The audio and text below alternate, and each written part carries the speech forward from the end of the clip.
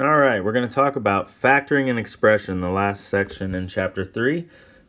So we have talked so far basically about combining like terms.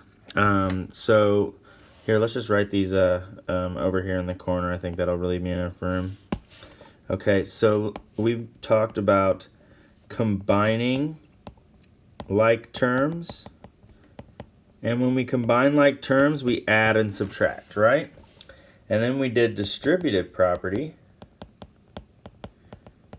which was just multiplying. Remember, distributive property was 3 times the quantity of 2x minus 5, and we were just multiplying 3 times those two things, right?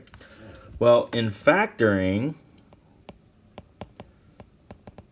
we are dividing out. So if you've heard me say when we do multiplication that we do inline factoring, it's division, right? So you've heard this term from me before. So we look at these two numbers and we factor out.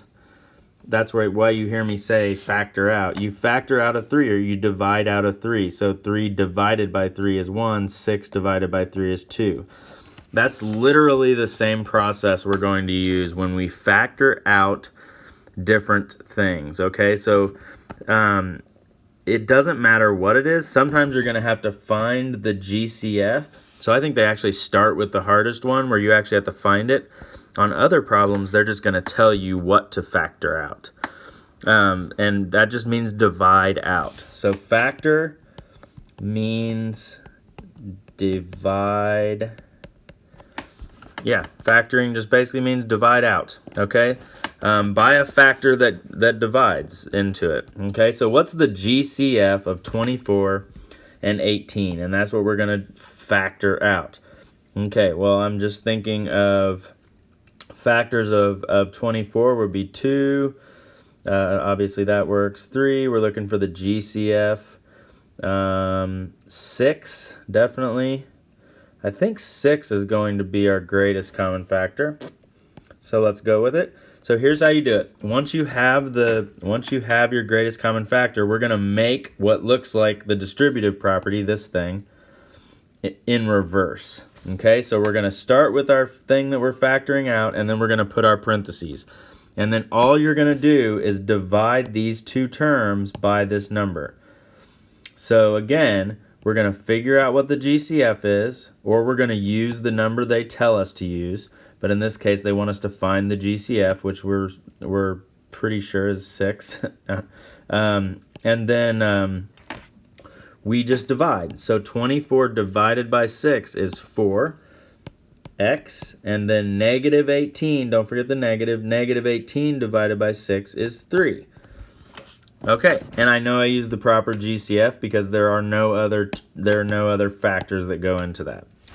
Okay, they go into 4 or 3. So if it were, 8 and 2, I would have known that, oops, I forgot a higher value. So hopefully that makes sense. Let's keep going. Now it does get more challenging than this, but this is the most basic. But it doesn't change the facts, so don't get confused just because they're going to use fractions. It's still divide out. So when I say factor 1/2 out, let's say divide 1/2 out of 1/2 x plus 3/2. So in this case, they did tell us the number. So we just take the number that we're going to use, whether it's the GCF or just the number they tell us, and make the parentheses. And then we're just going to divide out. Well, 1/2 divided by 1/2 is 1. So you have 1/2, because anything divided by itself equals 1, right? So 1/2 divided by 1/2 is 1x, and remember we don't write ones when we have 1x. And then we have 3/2 divided by 1/2. Okay, now remember, whatever that you start with, this one goes first. Okay, that is a big mistake people make. This one will go first because we're dividing out the 3/2 out of 3/2. So 3/2 goes first. It's important because it manages the keep, change, flip here. So keep, change, flip. And now I'm going to do inline factoring where I factor out these 2's in the corner and make them into 1's. Okay? 3 times 1 is 3. 1 times 1 is 1. 3 over 1 is 3, and it is positive.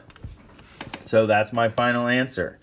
Okay, again, we're having problems where we are just, this whole thing is simplifying expressions. So we're not coming up with 5. Okay, we're not doing anything further. Like, that is the answer. That we have simplified this, or all the other sections we're simplifying, and this one we are factoring it out. Okay, and now let's factor out a negative. So there's no difference. We're just going to divide, and we just have to keep track of 1 negative is negative, 2 is positive, right? 1 negative is negative, 2 negatives is positive, right?